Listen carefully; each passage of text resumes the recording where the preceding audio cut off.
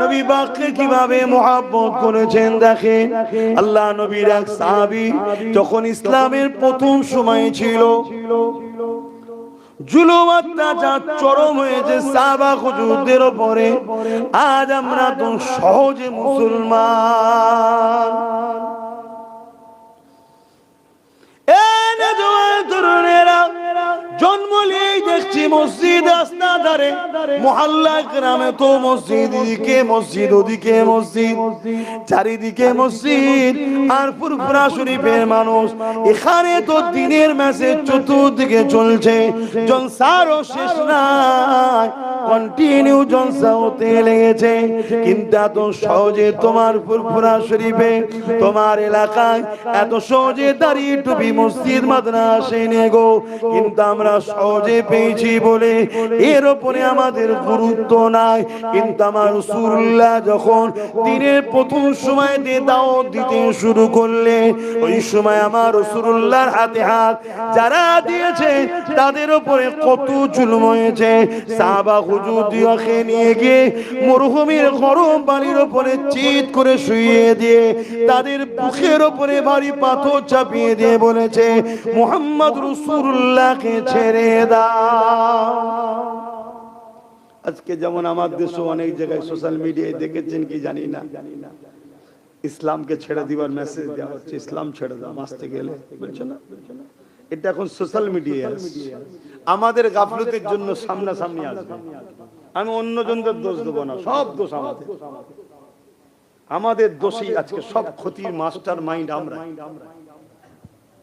আমরা একবারও ভাবিনি আমার এই নতুন প্রজন্মর কি হবে, আমার পরিস্থিতি যদি এত খারাপ হয় আমাদের নতুন প্রজন্ম কি হবে, কোথায় যাবে? বাইরে কাজ করতে যাবে, লাশ হয়ে ঘরে হচ্ছে না? আমাদের তো ভাবার সময়ও নেই।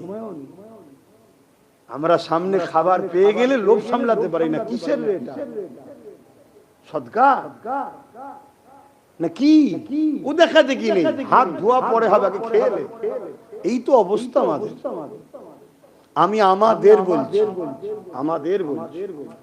এই ভুল থেকে আল্লাহ আমাকেও হিদায়াত করুক, আমাদের হিদায়াত করুক, বলুন আমিন। এই জলসা কোনো করা হয় কেন? এই জন্যই ভুলটা শুধরাবার জন্য।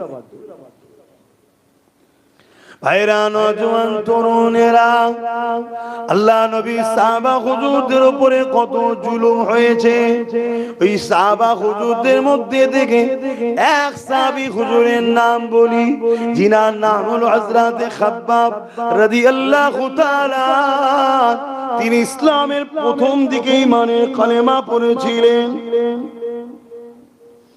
এ নওজোয়ানেরা, হযরত ওমর ফারুক রাদিয়াল্লাহু তাআলা যখন খলিফাতুল মুসলিমিন হলেন, হযরত খাব্বাবকে দেখতে পেয়ে বললেন, ভাই শুনেছি আপনি ইসলামের প্রথম দিকে ঈমানের কালেমা পড়েছেন, আপনার উপরে অনেক জুলুম অত্যাচার হয়েছে, ভাই একটু যদি আমাদেরকে শোনাতেন কেমন জুলুম আপনার উপরে জালিমরা করেছিল। এ নওজোয়ানেরা, আল্লাহ নবী সাহাবী হযরত খাব্বাব রাদিয়াল্লাহু তাআলা তিনি পরনা জুব্বাখানা তুললেন, কোমরের অংশটুকু দেখাতে লাগলেন। কাপড়ের ওপর দিয়ে জুব্বা তুলে পিছনের ওপর দিয়ে কোমরের অংশটুকু দেখাতে লাগলেন। আল্লাহ মনুষ্য জাতিকে এত সুন্দর করে বানিয়েছে, কোমরের অংশটুকুই গোস্ত দিয়েছে, যেটা আমাদের সকলের সৌন্দর্যের জন্য। আল্লাহ নবী সাহাবীর কোমরে কোনো গোস্ত ছিল না, পেলেন কোমর ঢুকা, কোমর কোনো গোস্ত ছিল না।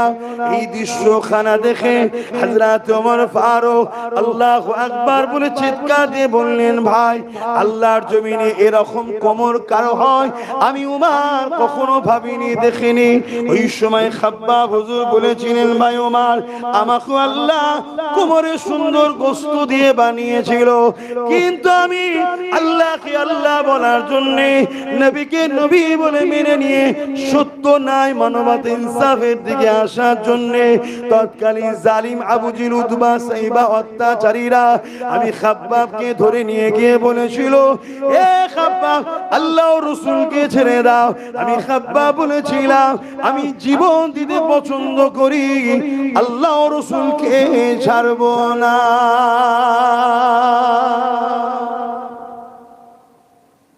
এই কথা শুনে ভাই ওমর তারা আগুন তৈরি করেছে। আমরা দেখবেন অনেকে শিক কাবাব করি, আগুন তৈরি করেছে কাঠ দিয়ে।